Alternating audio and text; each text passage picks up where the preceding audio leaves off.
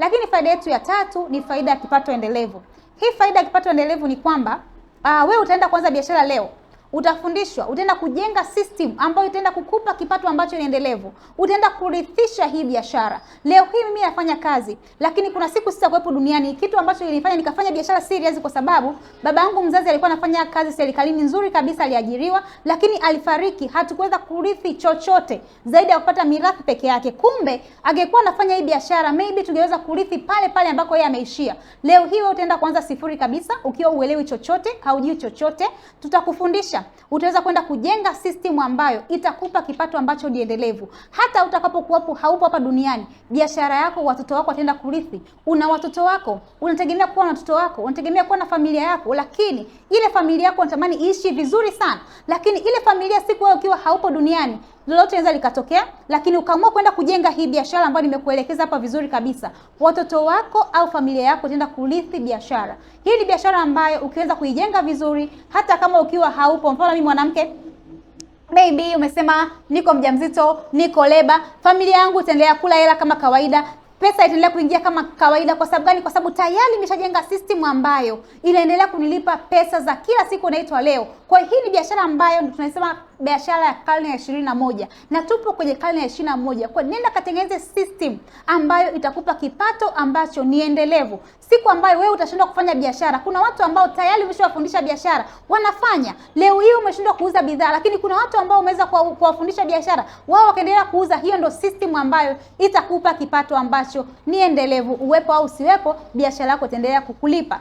Faida yetu ya mwisho huwa naipenda sana, inaitwa faida za incentive mbalimbali. Kama unapenda masuala ya lifestyle, unapenda kusafiri, unapenda kuenjoy, nikwambie hii ni biashara ambayo utasafiri, utaenjoy, utafurahia. Nimekwambia tunafanya biashara zaidi ya nchi 67 duniani. Kwa hiyo watu mbalimbali wanafanya biashara. Kwa sometime tunatoka nchi fulani kwenda nchi fulani. Mimi nilimwambia ni mwalimu ambaye sijawahi kusafiri sehemu yoyote.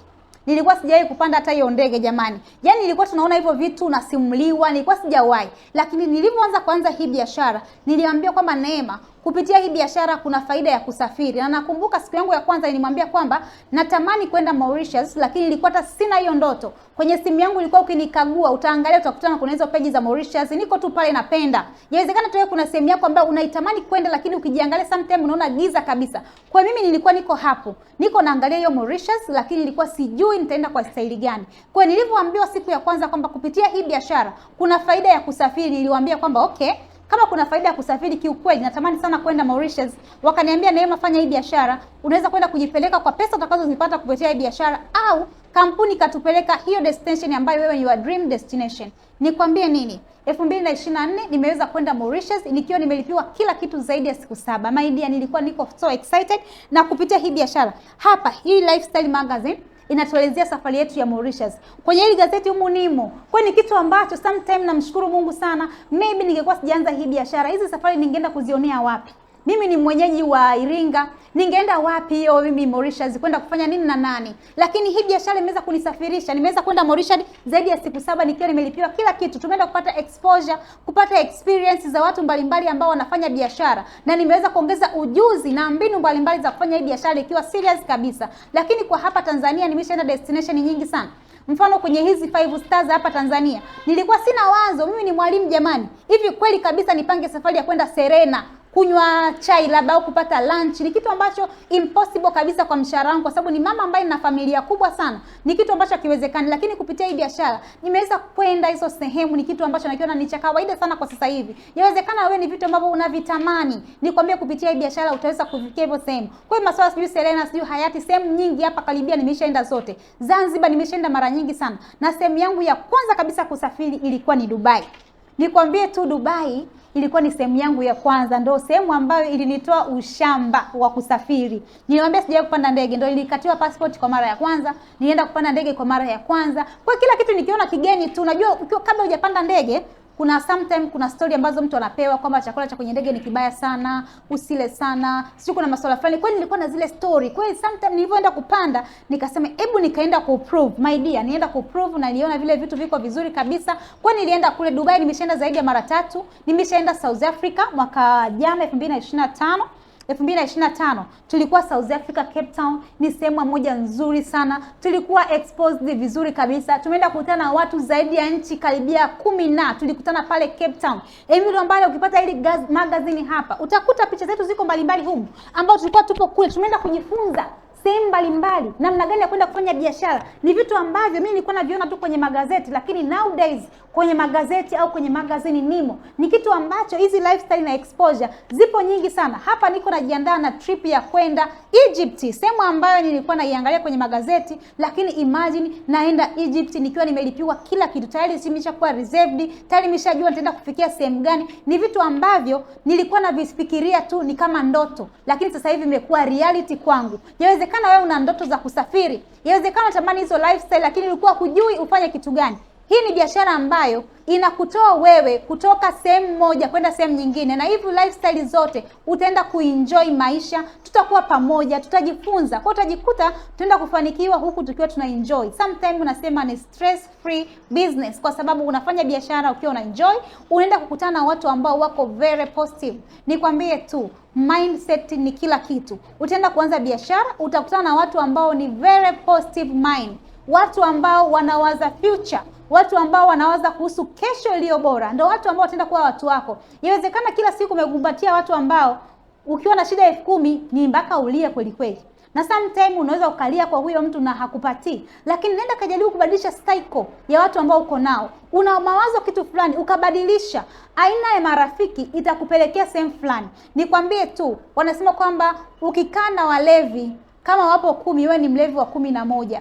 Ukikaa na watu ambao wana tabia fulani, wewe ni mtu unayefuata. Kwa nini kakae na watu ambao wako wana mafanikio, wako wana positive mind? Inawezekana bado hauna hiyo positive, hauna hayo mafanikio, lakini endapo utaenda kukaribiana na wale watu, wewe utakuwa ni mtu ambaye unafuata. Tuko unafanya biashara ambayo utaenda kutengeneza hiyo system ambayo itakupa pesa, lakini huku unatengeneza mtindo wa maisha. Katengeneza system, biashara ambayo itakupa kipato leo, kesho na hata vizazi na vizazi. Huaga natoleaga mfano mmoja. Kuna huyu tunamuona Mo, tunamuona Balesa. Ukiangalia mtaani kwa hapa Tanzania, tuna yale watu wanatembeza yale maboksi ya juice, yale watu wanauza zile ice cream, lakini hauwezi kumuona Mo barabarani anauza zile ice cream. Hauwezi kumuona. Ni kwa nini? Kwa sababu yeye tayari ameshatengeneza system. Kuna watu wanaendelea kuuza na wale watu wanatengeneza faida, lakini yeye tayari yuko alikokaa. Alale asilale, faida zinaingia kila siku. Hii ndio biashara ambayo utaenda kuifanya na kutengeneza hizo faida za kila siku.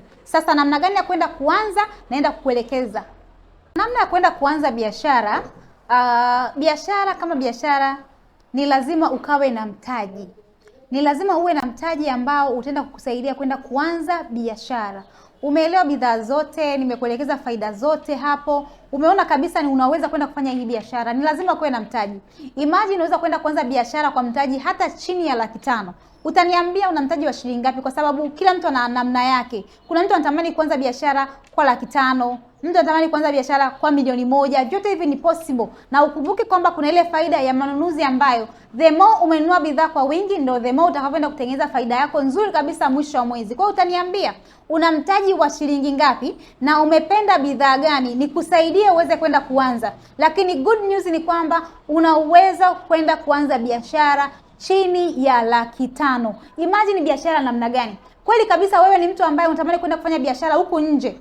Kweli ukiwa na 500,000 au 400,000, 300,000, utaweza kufanya biashara gani? Lakini imagine hii biashara unaweza kwenda kuanza kwa mtaji wako huo mdogo, tukakufundisha namna gani ya kwenda kufanya na kwenda kutengeneza pesa zaidi ya huo mtaji ambao umeenda kutoa hapo. Tofauti na biashara zingine. Kumbuka mfano mtu ukiwa na 500,000, useme unaenda kufungua frame kule nje. Frame tu labda kodi 100,000. Miezi 6 ulipe 600,000, tayari ishatapita 500,000. Unaenda kwenda kulipa labda frame hata ya shilingi kadhaa, hauwezi. Kwa imagine hii ni biashara ambayo utaanza kwa mtaji wa chini ya 500,000 na tutaenda kukufundisha namna gani ya kufanya. Na ili kufanya hii biashara ni lazima uwe na vile vitu ambavyo nimekwambia, hitaji tu.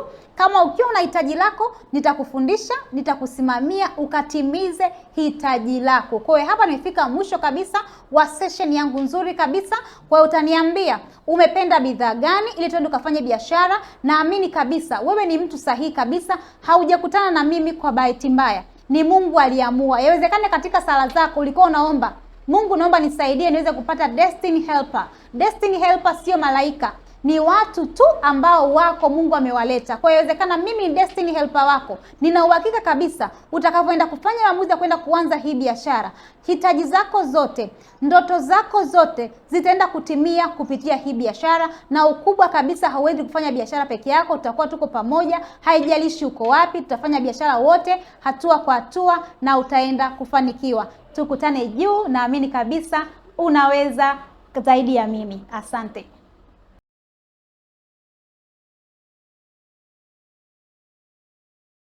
Hello, habari, naitwa Neema, ni mama na mtoto mmoja na nafanya biashara full time. Hongera sana kwa kumtafuta kwa habari ya fursa. Naamini ni wewe ni mtu sahihi kabisa kwenda kukufundisha. Inawezekana ni mama wa nyumbani, umekuwa ukitafuta nini, kitu gani ambacho nitafanya kiende kikaniongezee kipato. Inawezekana labda ni mwajiriwa, lakini leo naenda kufundisha biashara ambayo hata mimi nilifanya, na leo hii naongea story ya tofauti. Mimi nilikutana na biashara kupitia rafiki yangu miaka kadhaa iliyopita. Wakati nimeanza tu chuo mwaka wa kwanza, rafiki yangu akaniambia, Neema, kuna biashara ambayo nimeianza, njoo tuifanye. Lakini mimi sikufanya maamuzi. Mimi nimeambiwa biashara baada ya miaka 7 nikafanya maamuzi ya kuanza biashara. Lakini wakati baada ya hiyo miaka 7 ambayo nilipokuwa nakataa biashara, nilipita vitu vingi sana. Mimi ni mama ambaye nilisoma nikiwa naamini kwamba kusoma kwangu kutanisupport, nitapata kazi nzuri, na kweli namshukuru Mungu nilifaulu vizuri sana. Lakini wakati niko chuo niliona jinsi ambavyo familia yetu, mimi nimetoka kwenye familia ya kawaida sana. Kwa wakati niko chuo nilikuwa najaribu vitu tofauti tofauti, kuuza mitumba ili tu niweze kupata zile pesa za ziada. Lakini rafiki yangu alipokuwa akiniambia kuhusu biashara ambayo naifanya sasa hivi, kwa kweli sikufanya maamuzi ya kuanza biashara. Maisha yaliendelea. Wakati naingia mtaani ndo hapo nilipata kazi. Nilimaliza chuo baada ya mwaka mmoja tu, baada ya miezi kadhaa nilipata kazi. Kwa hiyo nilipopata ile kazi, niliona jinsi ambavyo wale watu waliokuwa kazini walikuwa wana struggle, bado mishahara ilikuwa haitoshi, walikuwa wanafanya kazi biashara nyingine nje ya ile kazi walikuwa wanaifanya. Lakini wakati niko kwenye ile kazi pia nilijaribu kufanya vitu vingi sana. Kitu ambacho nataka nikwambie, hakuna hata kimoja kilisimama, kwa sababu nilikuwa nafanya biashara, nauza nguo, nauza viatu, nauza vesti za wanaume, na vyote nilishia kukopesha na kupoteza mtaji mkubwa sana. Lakini kikubwa, niliolewa, nilipata mtoto. Lakini wakati niko kwenye ndoa, mkataba wa kazi ukawa umeisha, na wakati mkataba wa kazi umeisha, ndoa nayo ikawa imeharibika. Hapo ndo historia ilibadilika kabisa. Nikajikuta ni mama ambaye tayari na mtoto na na majukumu mengi sana ambayo ananiangalia mimi mwenyewe. Hapo ndo nilipoanza kuhangaika kichwa, na nafanya nini? Nilijaribu kurudi kwenye biashara ambazo nilikuwa nimezijaribu, lakini hakuna hata moja iliyosimama, kwa sababu kwanza nilikuwa na stress, nilikuwa sina mtaji wa kunisupport. Lakini nilirudi nikakumbuka nina vyeti, ndo nilipoanza kutafuta kazi kwa mara ya pili. Nilipata kazi, nilikuwa niko mkoani, nikapata kazi Dar es Salaam. Na wakati nakuja Dar, sikuwa na kushukia, nilishukia kwa rafiki yangu ambaye alikuwa ananiambia biashara. Baada zaidi ya miaka 7 nikawa nakataa. Na wakati nakuja Dar, imagine nilikuwa na mtoto mdogo sana, mtoto wa miezi 9, sikuweza kuja naye kwa sababu nilikuwa nimekuja kushukia kwa watu, sina makazi. Nilimwacha mtoto wa miezi 9 nyumbani, nikaja Dar es Salaam kutafuta maisha. Nataka nikwambia haikuwa rahisi. Na ndio pale nakwambia kwamba ugumu wa maisha ni kipimo cha akili. Nilimwacha mtoto nyumbani, nikaja nikaanza maisha mapya Dar es Salaam, nikaenda kwenye ile kazi, lakini kazi makubaliano yakawa ni tofauti na tulivyokubaliana. Nikaambiwa mshahara ni tofauti, eneo la kufanyia kazi ni tofauti. Ndio hapo nilipokutana na hii biashara kwa mara ya pili. Nikaalikwa kwenye mkutano, kwa sababu niliposhukia nilikuwa rafiki yangu anafanya hii biashara. Kwa hiyo nilienda kwenye mkutano, niliona watu wamependeza, niliona watu wanaongea stories za tofauti. Wakati huo nilikuwa nahitaji pesa kuliko kitu chochote, kwa sababu nilikuwa na mtoto, kumbuka nimemwacha nyumbani. Nilikuwa na uhitaji wa pesa, yani nilikuwa niko tayari hata kuambiwa chochote nitakachokiuza nitapata pesa. Ndio hapo nilifanya maamuzi ya kuanza biashara. Nataka nikwambie ni maamuzi ambayo sijawahi kujuta mpaka leo. Nimekuwa ni mama wa tofauti, historia yangu imebadilika kabisa.